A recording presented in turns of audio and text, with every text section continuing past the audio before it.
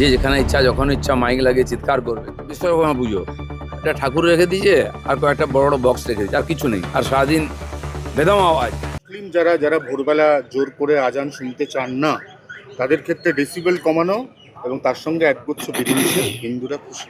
সারা দেশেতে এই ধরনের আইন আছে, যে যেখানে ইচ্ছা যখন ইচ্ছা মাইক লাগিয়ে চিৎকার করবে। খালি মুসলিম নয়, হিন্দু সমাজের ক্ষেত্রে একই। তো দেশের আইন সবার জন্য এক, সবাইকে মেনে চলতে হবে। কারণ আমরা সবাই সুস্থভাবে সমাজে থাকতে চাই।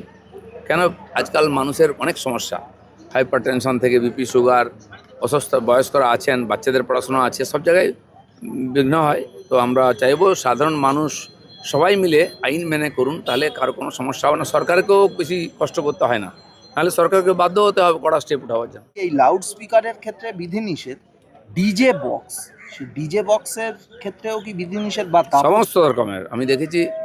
এই বিশ্বকর্মা পুজো একটা ঠাকুর রেখে দিয়েছে আর কয়েকটা বড় বড় বক্স রেখে দিয়েছে, আর কিছু নেই। আর সারাদিন বেদম আওয়াজ। আমি দেখেছি এত বড় বক্স, সামনে দিয়ে গাড়ি গেলে গাড়ি কাঁপতে থাকে থরথর করে, গ্লাস কাঁপতে থাকে। এটা তো অমানবিক। বিজ্ঞানের অপব্যবহার করার অধিকার কারো নাই, সেজন্য সবাইকে সংযত হবে। আমরা জানি মানুষ এমনিতে বহু সমস্যায় থাকে, মানসিক সমস্যায় থাকে। এই যে হঠাৎ মানুষ ভিন্ন ধরনের ব্যবহার করছে, এর কারণ এটা মানসিক উত্তেজনা আর শব্দ যে দূষণ, এটা বড় কারণ। সব রকমের দূষণকে বন্ধ করতে হবে। বিধানসভার ভিতরে গতকালকে আপনারা সবাই বিধায়করা মাছ ভাত খেয়েছেন। এবারে নির্দেশ এসছে মানুষকেও মাছ ভাত, 5 টাকায় ডিম ভাত বদলে মাছ ভাত।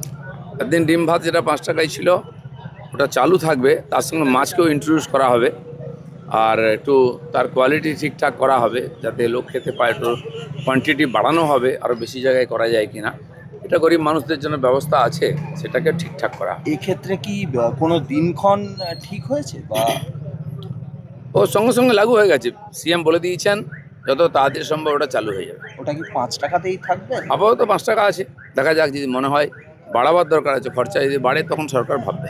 অহমপুর মেটিয়াবুরুজ পার্ক সার্কাসের লোক লাইন দিয়ে হেলমেট কিনতে বাধ্য হচ্ছে। এমন কড়া আইন হয়েছে যে হেলমেট ছাড়া যদি বাড়ি থেকে উঠোন অব্দি বেরোয়, সঙ্গে সঙ্গে কেস। খুব ভালো কথা এটা। আমার মনে হয় মানুষ আইন মানতে চায়।